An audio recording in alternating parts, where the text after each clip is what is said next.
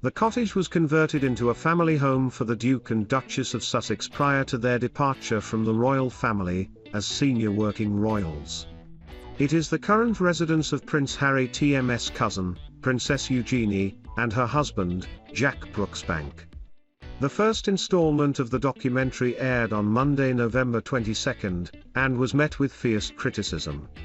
The second part, shown on the BBC on Monday, November 29, has sparked similar backlash. Royal expert Richard Eden, in anticipation of the second episode, took to Twitter to say, "Let's see if the Princess and Press is any more balanced this week." After the documentary TM's second episode finished, the Daily Mail TMS diary editor told his over 16,000 followers of a huge flaw in the BBC's coverage. Sadly, second part of The Princess and Press was no more balanced. For example, it discussed press criticism of Harry and Meghan's costly renovation of Frogmore Cottage, but with no mention at all of the fact that the couple had rejected big home already prepared for them at Ken Palace.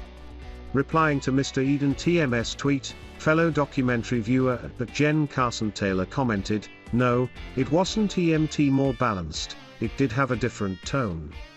They asked Mr. Eden, "UTM in a better position to know, is there a demand for this type of mockumentary?"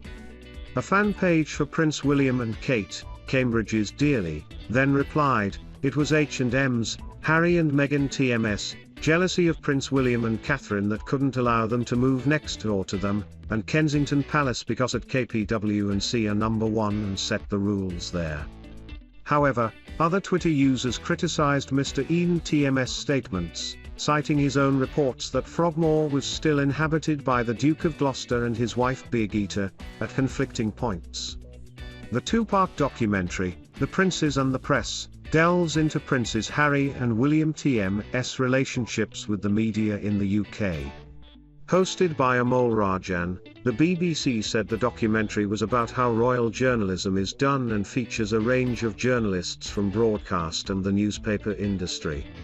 The first part angered numerous royal households which, in a rare move, issued a joint statement last week collectively from Buckingham Palace, Clarence House, and Kensington Palace. It read, "A free, responsible and open press is of vital importance to a healthy democracy." However, too often overblown and unfounded claims from unnamed sources are presented as facts, and it is disappointing when anyone, including the BBC, gives them credibility.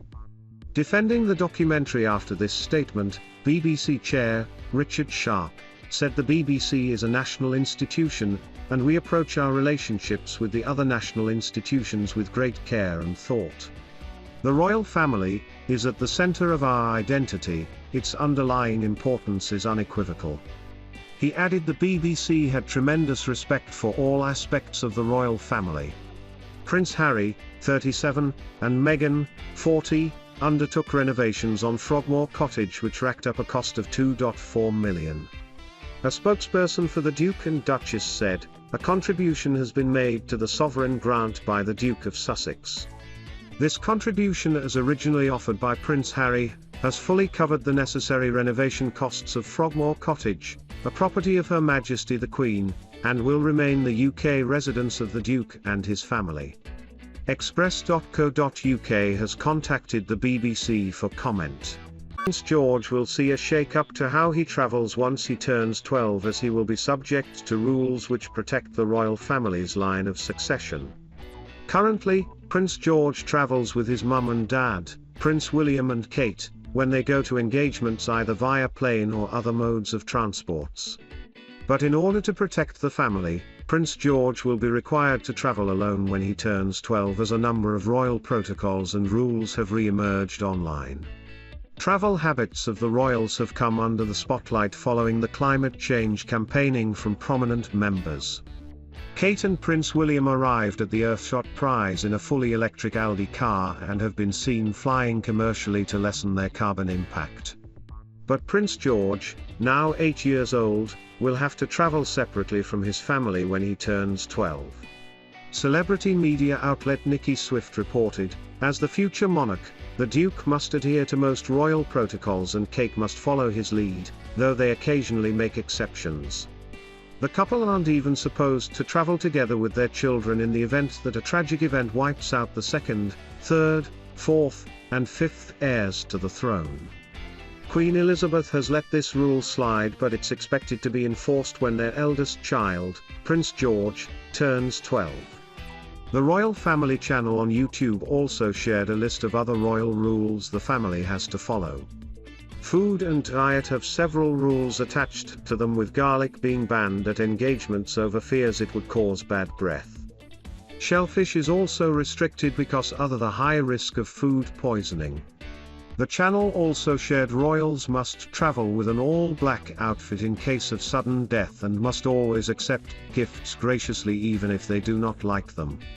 Prince George and the rest of the Cambridge child have been largely kept out of the spotlight, with reports suggesting Kate and William want to give them a relatively normal upbringing. Prince George saw memes and other tweets directed at him during his appearance at Wembley during England's Euro 2020 games. Duke and Duchess of Cambridge, both 39, are understood to be been embroiled in a furious row with the BBC over a documentary this week. The Cambridges have reportedly snubbed the BBC over plans for the broadcaster to air their special Christmas Carol concert next month. The event, which will be held at Westminster Abbey on December 14, is now set to be televised on ITV. It comes after the BBC TMS royal documentary, The Princes and the Press Trademark, aired on Monday this week. The film, presented by the BBC TMS media editor Amol Rajan, reportedly shines a spotlight on the relationship between William, Prince Harry, and the media. However, it drew a furious response from the Cambridges and other senior royals, who accused the BBC of propagating overblown and unfounded claims.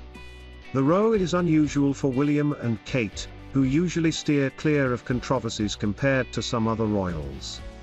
Relationship expert Neil Wilkie has analysed the couple TMS relationship for express.co.uk, tipping them for a bump in the road once Charles succeeds his mother, the Queen, as monarch.